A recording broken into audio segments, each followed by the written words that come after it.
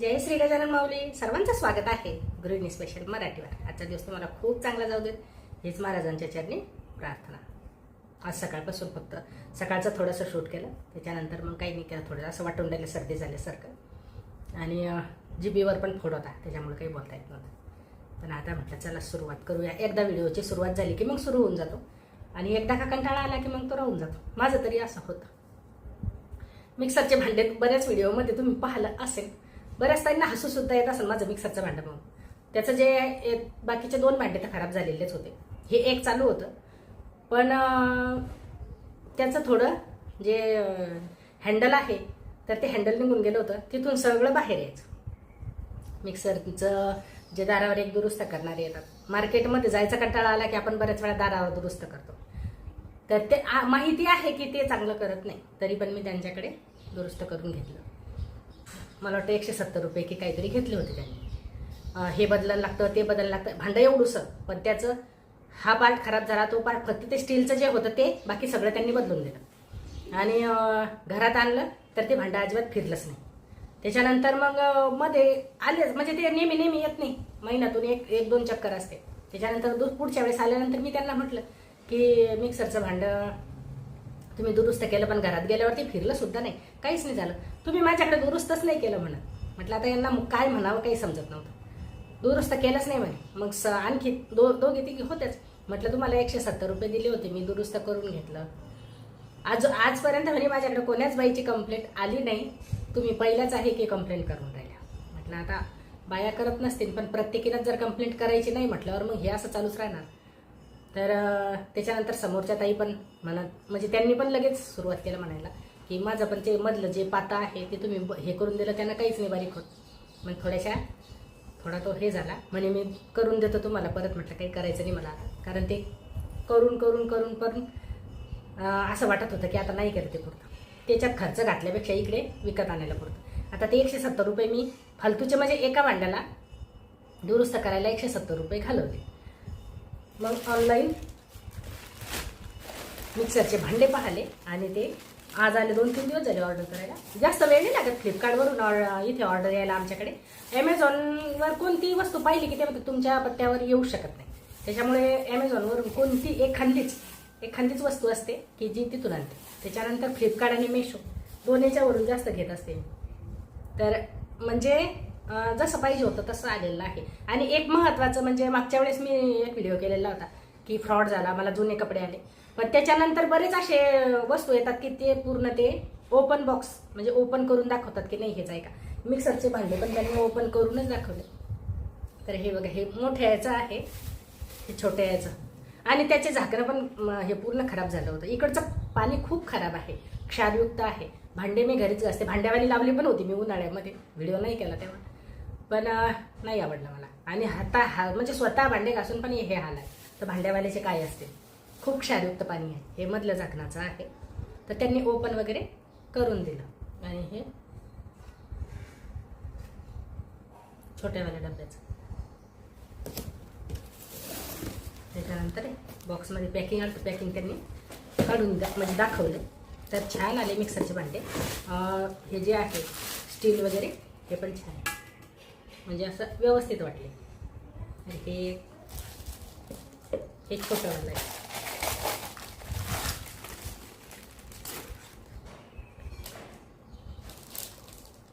आणि हे आहे मधलं.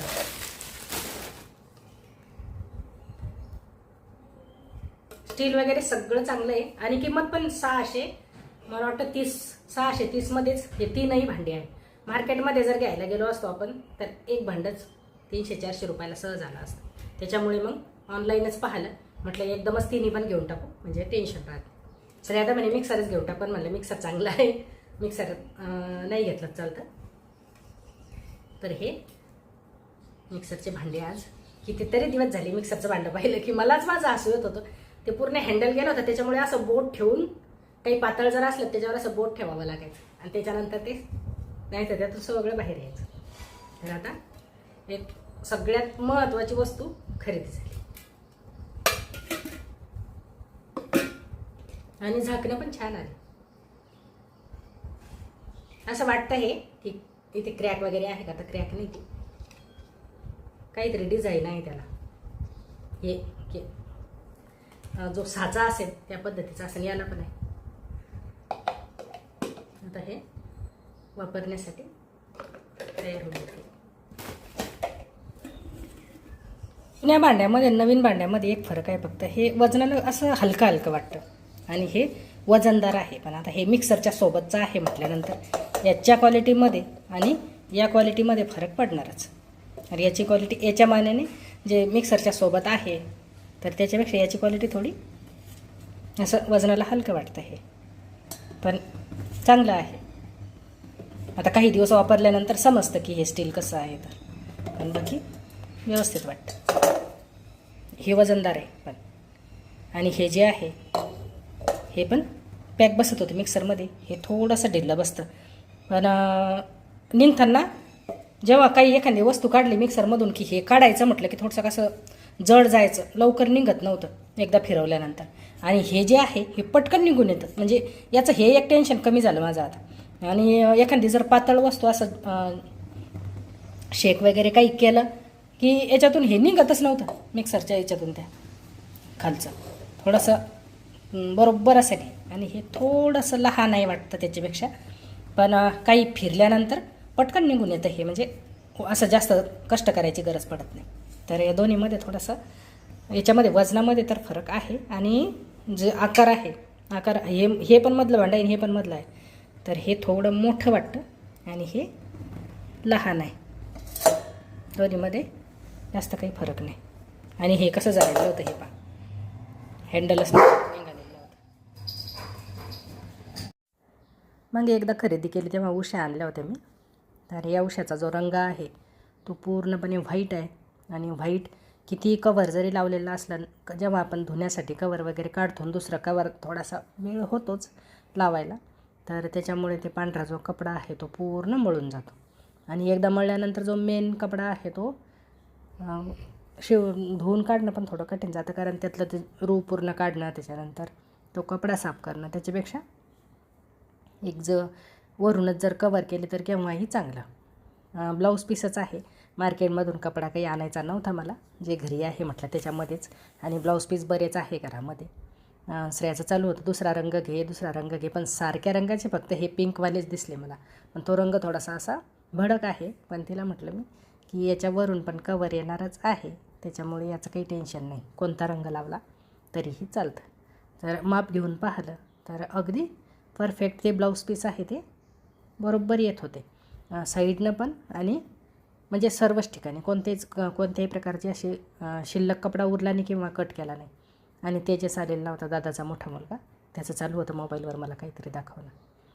तर अगोदर पूर्ण कवर घेतलं करून, त्याच्यानंतर त्याच्यामध्ये उशी टाकली आणि जे वरचं साईड होती ती पण शिलाई करून घेतली, म्हणजे काढायची गरजच नाही. आता याच्यावरून जे कवर आहे उशासाठी आपण वापरतो तर ते टाकता येतं. दोन्ही पण छान झाल्या होत्या. आणि कपडा म्हणजे जे ब्लाऊज पीस आहे ते अगदी व्यवस्थित, थोडासुद्धा कट करायची आवश्यकता पडली नाही किंवा थोडंसं उरलंसुद्धा नाही, अगदी परफेक्ट बसून गेलं.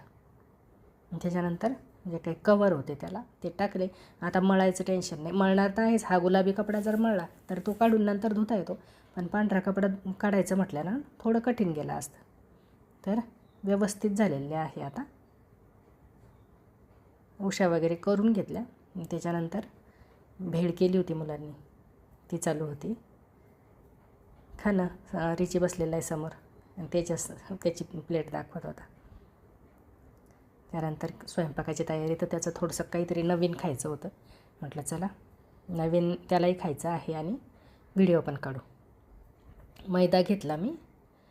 तुम्हाला जर समजा मैदा खाण्यात काही प्रॉब्लेम जर नसेल तर अर्धा मैदा आणि अर्धा गव्हाचे पीठ घेतलं तरी चालतं.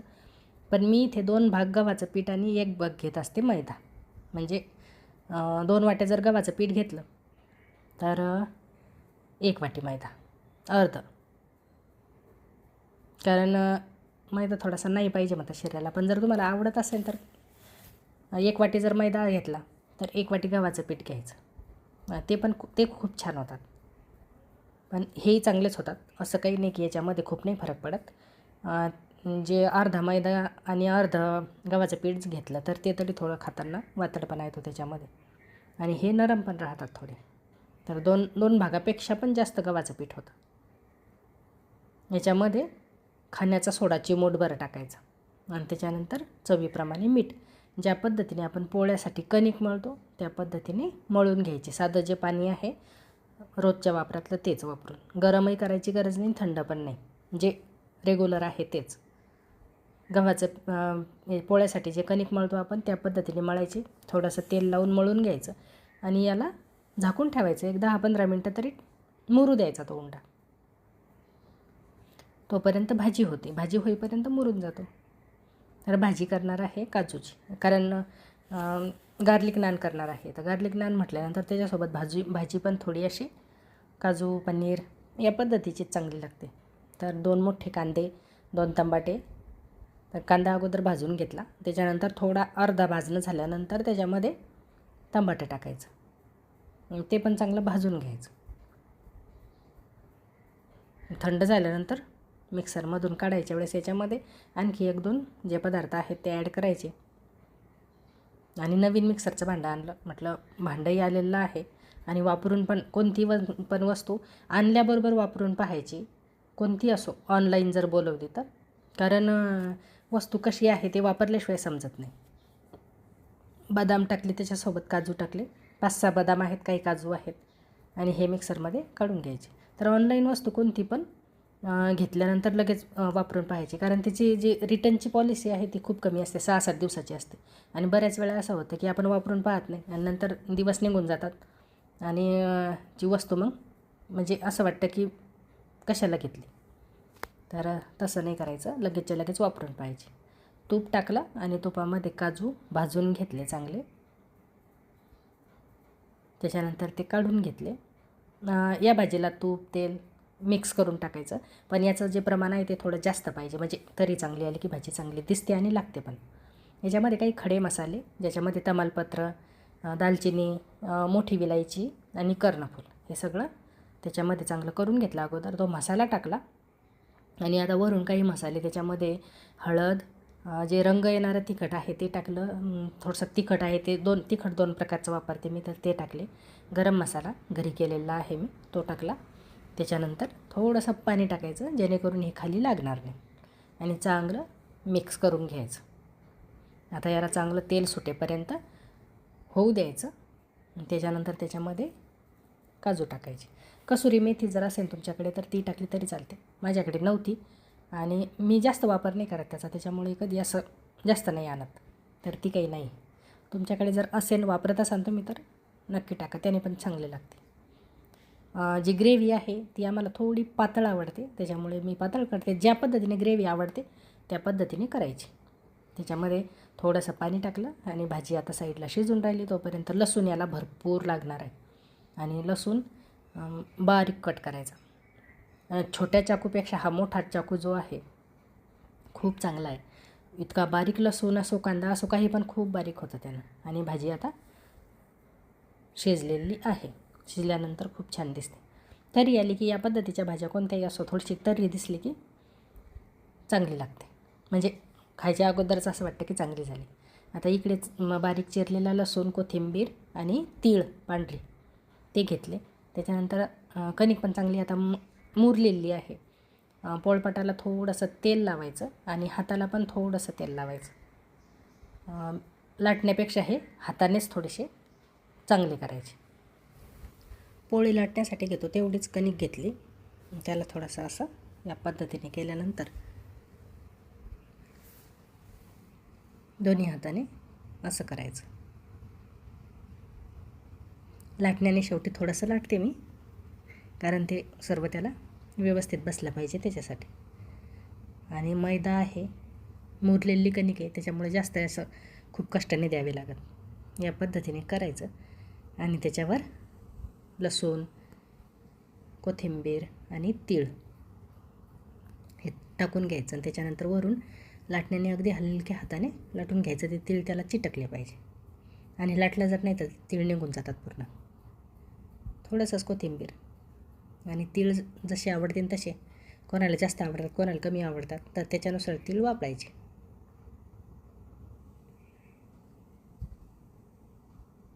लाटण्याला थोडंसं तेल लावायचं, नाही तर मग ते पूर्ण लाटण्यालाच लागून येतात.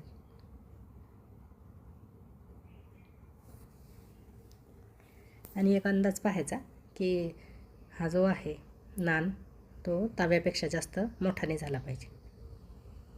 आणि लोखंडी तवा मी आणलेला आहे, पण लोखंडी तव्यापेक्षा हा ॲल्युमिनियमच्या याच्यावरच चांगला होतो. आणि लोखंडी तवा जो वापरतही नाही जो आणला तो, कारण मी मागच्या 1-2 व्हिडिओमध्ये पण सांगितलेलं आहे की त्यांना त्या तव्यावरची पोळी नाही आवडत, त्याच्यामुळे आहे ठेवलेला आणि जो आहे तोच वापरणं सुरू आहे. कधी कमी गॅसवर कधी फुल गॅसवर चांगला भाजून घ्यायचा आणि वरून याला तूप लावायचं, तेल नाही लावायचं. तुपाने रंग पण छान येतो आणि चव पण चांगली लागते. थोडंसं वरच्या साईडनं परत पलटल्यानंतर असं चमच्यानेच तूप लावायचं. तो होतो तोपर्यंत दुसरा पण करून घेतला जातो. आता भाजण्याची पण नान भाजण्याची वेगवेगळी पद्धत आहे. कोणी ताव्याला चिटकवून असं गॅसवर भाजू शकतं, पण मी पोळी भाजते त्या पद्धतीनेच भाजत असते आणि चवीला पण छान लागतात. हे भाजी याच्यासोबत काजूची किंवा पनीरची या पद्धतीच्या भाज्या करायच्या खूप छान होतात. तर या पद्धतीने हा व्हिडिओ कंप्लीट झाला. कसा वाटला कमेंटमध्ये नक्की सांगा. भेटू परत. धन्यवाद.